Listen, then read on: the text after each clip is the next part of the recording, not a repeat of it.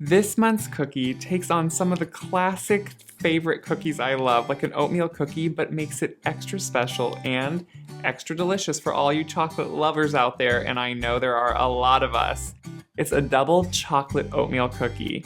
It is so delicious, sort of like a chocolate chip oatmeal cookie, but even better because it has extra chocolate in it. You cannot go wrong with these cookies, and they really are so simple to make.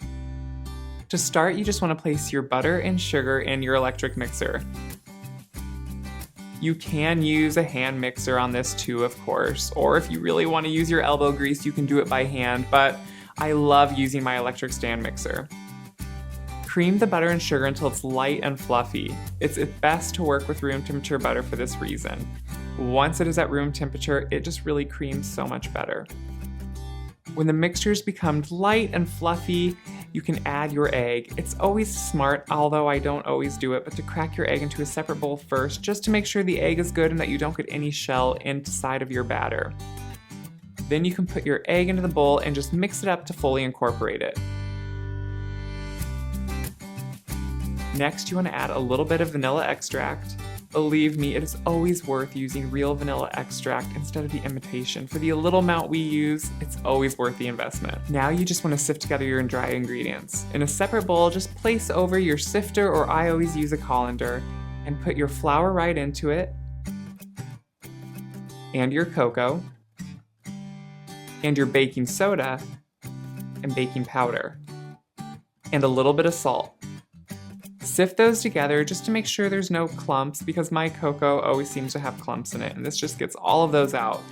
If you don't get the clumps out, they'll really just form the clumps in your cookies and you'll bite into them, and that's no good.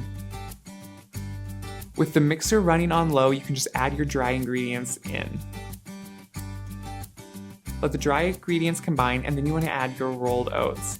I always use old-fashioned rolled oats in all of my recipes. I think they have a lot better texture than the really quick instant kind that kind of just go down to mush, and I really like that flavor and texture.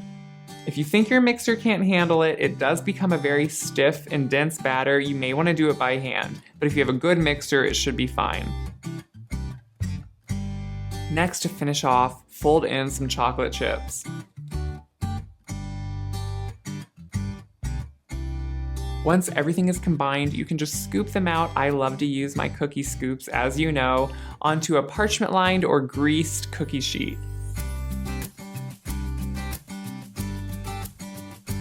And flatten them out slightly with your hand. You don't have to do it too much, but these are a really dense cookie and they don't really flatten out on their own that much.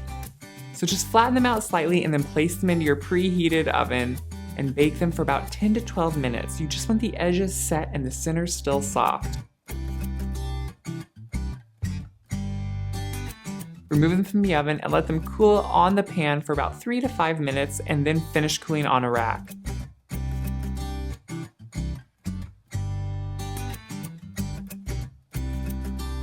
Once they are done, you can enjoy these cookies. I love them warm, but they are just as good once they're cooled off. They store so well in the freezer that you can pop these out for your kids' lunch or just to take with you for a quick snack. I love these cookies, and I know you will too. If you agree and like this video, make sure to click like below. And if you want to see more videos from the Gray Boxwood, make sure to click subscribe and you can become part of the Gray Boxwood family and be up to date on all of our new videos.